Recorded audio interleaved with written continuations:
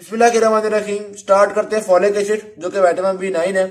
इसको करने के लिए मैं तो कहूंगा लिपिन कॉर्ड ही कर लें, बाकी जो एक्स्ट्रा बातें मैं बताऊंगा चाहे वो भी नोट कर लें, लेकिन लिपिन कॉर्ड भी ठीक है। तो स्टार्ट करते हैं। फॉलिक एसिड की एक्टिव फॉर्म का नाम है टेट्राहाइड्रोफोलेट, जिसको हम एब्रीविएट THF भी करते हैं। होता ये एक एंजाइम होता है डाईहाइड्रोफोलेट रिडक्टेज। ये एंजाइम 2 हाइड्रोजन ऐड करता है, तो फॉलिक एसिड में 2 हाइड्रोजन ऐड करता है, हमारे पास बन जाता है डाईहाइड्रोफोलेट। फिर दोबारा 2 हाइड्रोजन ऐड करता है तो हमारे पास बन जाता है टेट्राहाइड्रोफोलेट। सिंपल सी चीज है। और वो हाइड्रोजन कहां से आते हैं? NADPH2 से वो हाइड्रोजन आते हैं, जिससे NADP बन जाता है। तो ये बड़ा सिंपल सा रिएक्शन है। आई डोंट थिंक सो कि इसमें कोई डिफिकल्ट चीजें दोबारा समझाऊंगा आपको। ठीक हो गया। फिर हम देखते हैं टेट्राहाइड्रोफोलेट के फंक्शंस क्या होते हैं। एक फंक्शन इसका 1 कार्बन मेटाबॉलिज्म है। ठीक, मतलब इसका क्या है कि टेट्राहाइड्रोफोलेट एक जगह से कोई 1 कार्बन कंपाउंड उठाता है, जैसे कि मिथाइल हो गया या फॉर्माइल हो गया, उसको अपने साथ अटैच करता है। ठीक, और कहीं और जहां पे उस कंपाउंड को जरूरत होती है वहां पे उसको अपने से डिटैच कर देता है। तो 1 कार्बन कंपाउंड के लिए यानी मिथाइल फॉर्माइल वगैरह के लिए ये एज एन एक्सेप्टर और as a donor role play करता है। ठीक, और ये जिसकी हरकतें हैं, ये वाला जिसका काम है, ये खास तौर पे DNA सिंथेसिस में हमारे काम आता है। ये जो 1 कार्बन मेटाबॉलिज्म है ना, ये DNA सिंथेसिस में काम आता है। अभी हम देखते हैं इसकी इसी बेस पे मुख्तलिफ फॉर्म्स होती हैं, वो किस तरह से फॉर्म्स होती हैं, उनके क्या फंक्शन होते हैं, वो हम पढ़ेंगे तो बेहतर तरीके से फंक्शन समझ में आ जाएगा। लेकिन जो मतलब यहाँ पर उन्होंने फंक्शन बेसिक बताया हुआ है ना, वो 1 कार्बन मेटाबॉलिज्म में बताया हुआ है। सत्य में भी यही बताया हुआ है, यहाँ पे भी यही बताया हुआ है। आगे हम देखते हैं मजीद डिटेल से, आगे इसका फंक्शन वगैरह को डिस्कस करेंगे।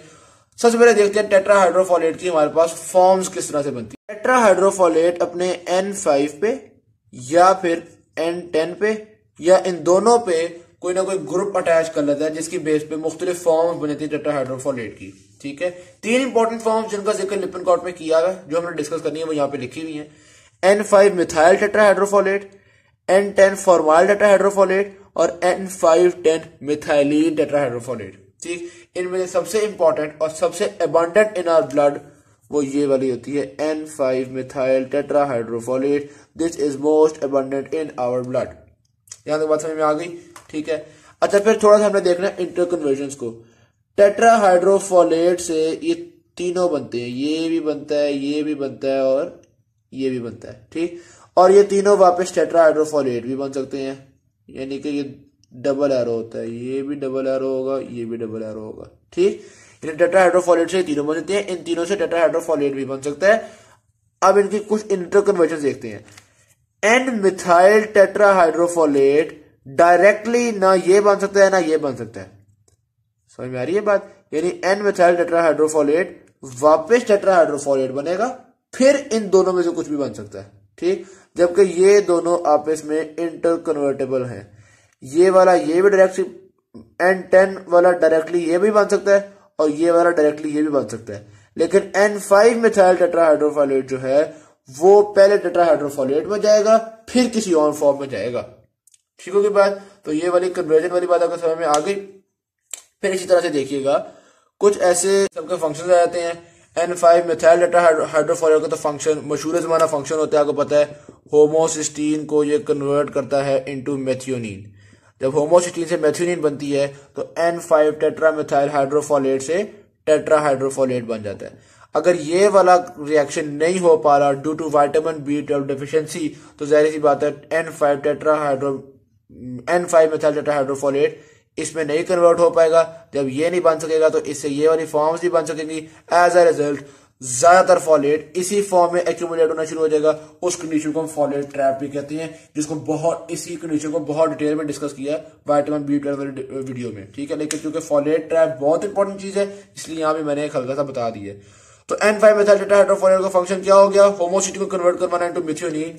N10 फॉर्माइल टेट्राहाइड्रोफोलेट का फंक्शन देखें तो प्योरीन्स का सिंथेसिस करवाती है। ये खासतौर पे मतलब जो DNA में यूज हो रही है तो प्योरीन का सिंथेसिस करवा रही है। इसी तरह से N510 मिथाइल टेट्राहाइड्रोफोलेट, इसका काम होता है ये ग्लाइसिन को कन्वर्ट करता है इनटू सेरीन। ठीक है, इसी तरह थायमिडीन मोनोफॉस्फेट भी फॉर्म कर रहा है। तो ये फंक्शंस हैं इन सबके फंक्शंस अगर ओवरऑल देखा जाए तो DNA सिंथेसिस में रोल प्ले करते हैं। यानी ये सारे फंक्शंस करेंगे तो DNA सिंथेसिस होगी, और ये अगर फंक्शन नहीं कर पाएंगे तो DNA सिंथेसिस नहीं होगी। इसीलिए जब फॉलेट ट्रैप होता है ना, तो ये 2 फॉर्म्स नहीं बन पा रही, ये वाले फंक्शंस नहीं हो पा रहे, डीएनए सिंथेसिस नहीं हो पाती, मतलब प्रॉपर नहीं हो पाती, जिसकी वजह से आरबीसी प्रॉपरली प्रोड्यूस नहीं हो पाते और हमारे पास मेगालोब्लास्टिक एनीमिया हो जाता है। तो नेक्स्ट जो चीज हमें डिस्कस करनी है डेफिशिएंसीज में, उसमें हम मेगालोब्लास्टिक एनीमिया को भी डिस्कस करेंगे। ठीक हो गया। उससे पहले एब्जॉर्प्शन को देखते हैं कि फॉलिक एसिड एब्जॉर्ब किस तरह से होता है। फॉलिक एसिड की एब्जॉर्प्शन का जिक्र हमारे पास लिपिनकॉर्ड में बिल्कुल भी नहीं है, अलबत्ता सत्या में लिखी हुई है, इसलिए मैं आपको ब्रीफ से बताना लगा हूं। बड़ी सिंपल सी बात है, इसमें कोई ऐसी डिफिकल्ट चीज नहीं है। बात यह हमारे पास फॉलिक एसिड होता है in the form of पॉलीग्लूटामेट।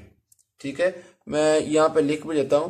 In the option में इतना देख लें कि फॉलिक एसिड वैसे पॉलीग्लूटामेट फॉर्म में होता है, लेकिन एब्जॉर्ब मोनोग्लूटामेट फॉर्म में होता है। तो एक एंजाइम होता है जिसका नाम है फोलेट कॉन्जुगेज। फोलेट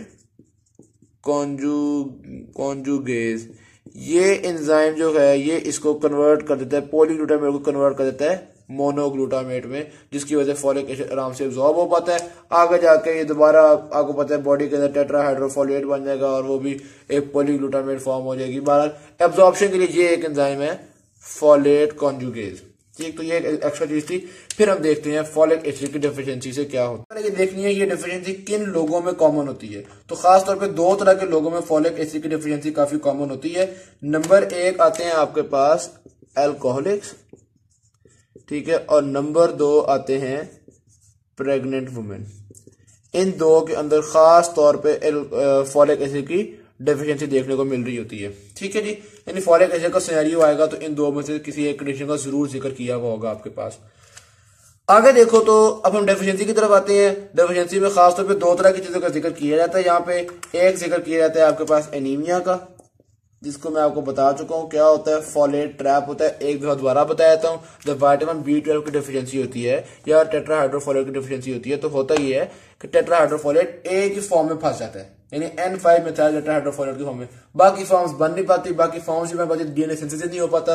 ये बल्कि ना मैं आपको यहाँ से भी दिखाता हूँ, ये देखिएगा, ये हैं वो तीन फॉर्म्स जिसका यहाँ पे जिक्र किया हुआ है। कि लिपिन की जो डायग्राम है इसमें ये उन्होंने तीन फॉर्म शो की हुई है और इन तीनों फॉर्म का रोल है डीएनए सिंथेसिस में। जब आपके पास फॉलेट ट्रैप हो जाएगा तो उसमें सिर्फ एक फॉर्म ज्यादा एक्यूमुलेट हो जाएगी, तो जिसकी वजह से बाकी दोनों फॉर्म बन नहीं पाएंगे, बाकी दोनों फॉर्म कम बनेंगे, तो उससे जाहिर सी बात है आपके पास एनीमिया वगैरह हो जाएगा, आरबीसी प्रोड्यूस नहीं कर पाएंगे। ठीक है, तो ये एनीमिया वाली बात तो सिंपल है, ये तो आपको समझ में आ गई। दूसरा काम जो फॉलेट में खास तौर पे हो रहा है वो आपके पास होता है प्रेग्नेंट वुमेन में। जब इसकी डिफिशिएंसी होती है तो यहाँ पे होते हैं न्यूरल ट्यूब डिफेक्ट्स, जिसमें खासतौर पे नाम आता है आपके पास स्पाइना बाइफिडा। ठीक है, तो ये जो स्पाइना बाइफिडा है और एनएन्सेफेली, इस तरह के जो न्यूरल ट्यूब डिफेक्ट्स हो रहे हैं उनकी वजह प्रेग्नेंट वुमेन के अंदर फॉलिक एसिड की डिफिशिएंसी है, खास तौर पे फर्स्ट ट्राइमेस्टर में। क्योंकि जो बेबी की डेवलपमेंट में फर्स्ट फ्यू वीक्स होते हैं ना, उन वीक्स में फॉलिक एसिड का बड़ा रोल होता है उसके डेवलपमेंट में। तो फॉलिक एसिड नहीं होगा फर्स्ट फ्यू वीक्स में तो यहाँ पे प्रॉब्लम आ जाएगा, यहाँ पे न्यूरल ट्यूब डिफेक्ट्स डेवलप होना शुरू हो जाएंगे। अच्छा, फॉलिक एसिड की डेफिशिएंसी होती क्यों है? या तो फॉलिक एसिड बंदा ले कम रहा है, इनटेक कम है, नंबर एक। नंबर दो, फॉलिक एसिड की एब्जॉर्प्शन प्रॉपर नहीं हो पा रही। ठीक, नंबर तीन, अगर एब्जॉर्प्शन हो भी रही है तो कोई ना कोई ड्रग ऐसा है जो कि टेट्राहाइड्रोफोलेट की प्रोडक्शन को इनहिबिट कर रहा है। जैसा कि आपको याद होगा हमने ये डिस्कस किया था कि फॉलिक एसिड के अंदर इसकी रिडक्शन करवाई जाती है टेट्राहाइड्रोफोलेट बनवाने के लिए, और रिडक्शन के लिए एंजाइम का नाम था डाइहाइड्रोफोलेट रिडक्टेज। तो कुछ ऐसे ड्रग्स होते हैं जो इस एंजाइम को इनहिबिट करती हैं, जैसे मिसाल के तौर पे मेथोट्रेक्सिकेट, ये इस एंजाइम को इनहिबिट करता है। ये एंजाइम इनहिबिट हो जाएगा तो आपके पास टेट्राहाइड्रोफोलेट नहीं बन पाएगा। टेट्राहाइड्रोफोलेट नहीं बन पाएगा तो जारी बात है आगे डीएनए सिंथेसिस प्रॉपर नहीं होगा, और डीएनए सिंथेसिस नहीं होगा तो सेल की प्रोडक्शन प्रॉपर नहीं हो पाएगी। अच्छा, हम कई दफा ना ये जो इस तरह के ड्रग्स है वो यूज करते हैं बैक्टीरिया को मारने के लिए, क्योंकि बैक्टीरिया में सेल की डिवीजन नहीं होती, लो जी काम खत्म हो जाए बैक्टीरिया का। तो ये आपने देख ली, डेफिशिएंसी भी देख ली फॉलिक एसिड की। उसके अलावा थोड़े बहुत हम डाइटरी सोर्सेज देख लेते हैं, खासतौर पर ग्रीन लीफी वेजिटेबल में फॉलिक एसिड पाया जाता है। उसके अलावा होल ग्रेन्स में भी पाया जाता है, लिवर में, किडनी में, यीस्ट में, एग्स में। इसके कोई बहुत इंपॉर्टेंट नहीं है सोर्सेज, आमतौर पे पूछते नहीं है। पूछते आमतौर पे क्या है या एमसीक्यू वगैरह में क्या आएगा, न्यूरल ट्यूब डिफेक्ट खासतौर पे आता है, मैक्रोसाइटिक एनीमिया और फॉलेट ट्रैप क्या होता है वो चीज आती है। तो बाकी चीजें आसान है, अल्कोहलिज्म प्रेग्नेंट वुमेन में ज्यादा होता है, thank you very much. Video share जरूर कीजिएगा, चैनल को सब्सक्राइब कीजिएगा। अल्लाह हाफिज।